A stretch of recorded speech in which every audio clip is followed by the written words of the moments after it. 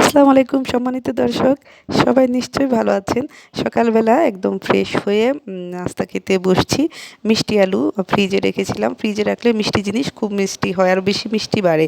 আর এই যে ডিম পোচ আর রুটি, এটা আমার অনেক পছন্দের খাবার। এটা খেলে আমার খুব তৃপ্তি করে থাকতে পারি আমি আর কি। সকালবেলা তারপরে আমি চা খাবো আর কি। চা আর পানি চুলায় দেওয়াই আছে।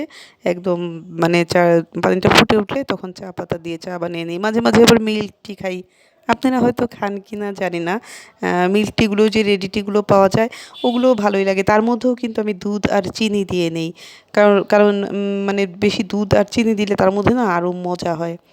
আর এই যে ফ্রেশ হয়ে ধোয়া চাদর বিছানায় মানে বিছিয়ে দিয়েছি। কারণ বিছানায় ধোয়া চাদর বিছালে খুব ভালো লাগে। চাদরটা একদম পরিষ্কার এবং ঘুমোতেও ভালো লাগে। আর যখন দেখা যায় যে দেখবেন কয়েকদিন হয়ে গেলে চাদরটা কেমন জানি ভারী ভারী লাগে, শরীরটাও ভারী ভারী লাগে পরিষ্কার বিছানা না হলে। তো এই যে বসে একটু আরাম করে নিলাম, আয়েশ করে নিলাম। কারণ কাজ করেছি তো, কাজ করার পরে আর কি এ ধরনের একটু আয়েশ করতে ভালো লাগে, তাই না? মনে হয় এভাবে বসেই থাকি, তাই না, রাজরানী হয়ে। তো যার যার ঘরে সে সেই রানী, এটা তো স্বাভাবিক।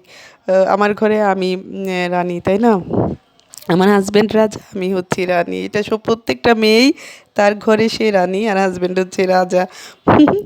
এটাই নিজে হাতের কাজ, সংসারের কাজ, এটা গুছানো মানে এটা করা, এটা একটা আনন্দেরও ব্যাপার। তো এই যে সব কিছু পরিষ্কার করে নিচ্ছি।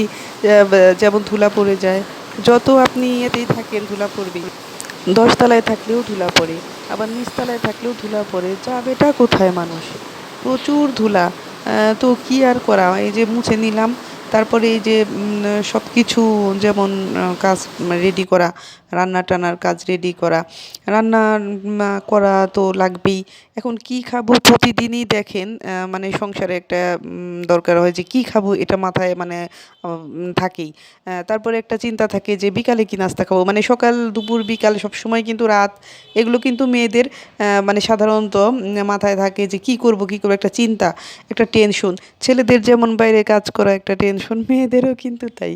হ্যাঁ, এই যে রান্না টান্না, এই যে টাটকিনি মাছ রান্না করে নিলাম, পেঁয়াজ দিয়ে ভুনা করে নিয়েছি, অনেক মজার। আর যে গ্লিটার ডিশ ওয়াশ একটা এনেছি, আমি আবার দেশি জিনিস পছন্দ করি। আর এই যে রেডি হয়েছি, বান্ধবীর বাসায় যাব, খুব ক্লোজ ফ্রেন্ড। অনেক ভালো লেগেছে, অনেক দিন পর দেখা তার সাথে, আমি তার বাসায় গেছি।